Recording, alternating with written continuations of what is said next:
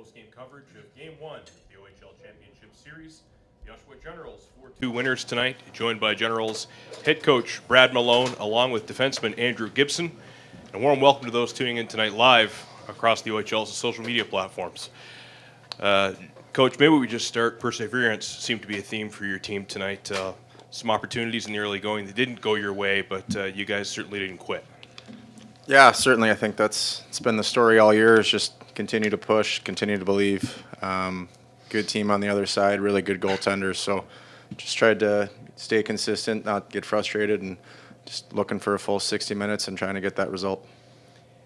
Andrew, a defenseman, 2 goals in an OHL Championship final game. Maybe talk a little bit about how that feels and being able to contribute. Yeah, it feels good, especially in the finals, but I can't thank the guys around me enough, setting me up for those. And, the guys played really well all around. And, I got the bounces tonight, and, we'll see who gets the bounces next game. So, and maybe, as the guy who plays in front of him, just a quick word for your goaltender, penalty shot save tonight, some big stops there late.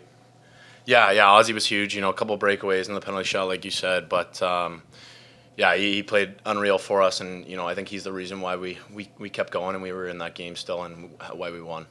Take questions. Please just wait for the mic to come, guys.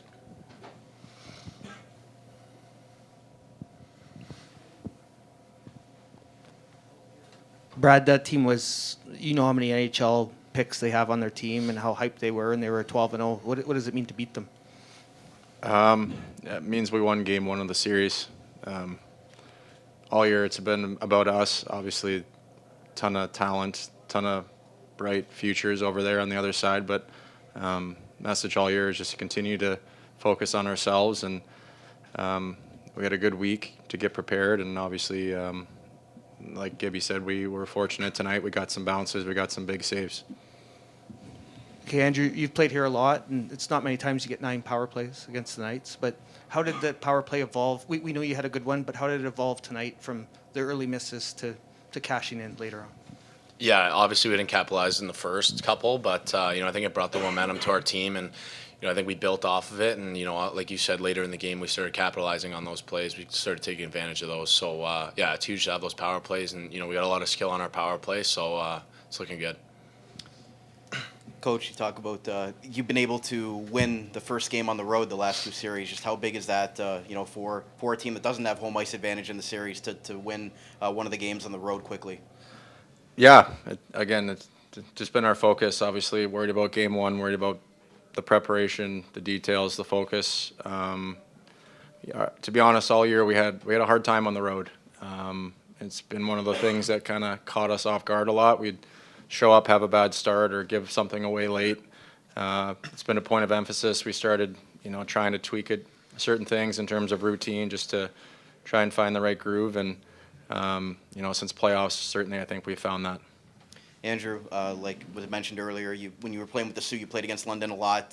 Was there anything that you talked to the guys about playing in this building? Because it can be an intimidating thing with 9,000 in the building.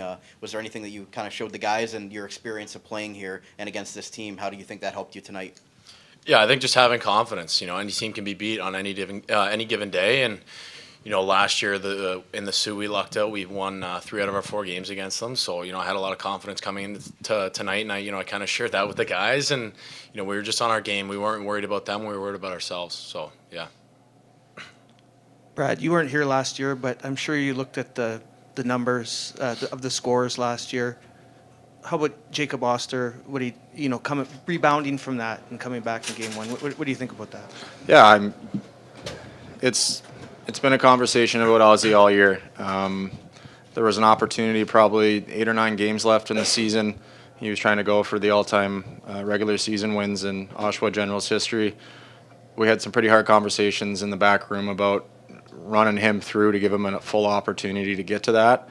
At the end of the day, he fell short, and then we were able to rest him. I think last year, just based on conversations, I think they rode him pretty hot all the way in. Kind of came in a little bit not physically fit last year in the final series. So, just sharing the wisdom of last year, learning from the mistakes as a whole as an organization, and just tried to learn from it. And very fortunate that he's healthy and he's feeling good. And obviously, we've touched on it here tonight. He's the reason why we're talking about a win here. Thanks, guys. We'll be right back with London.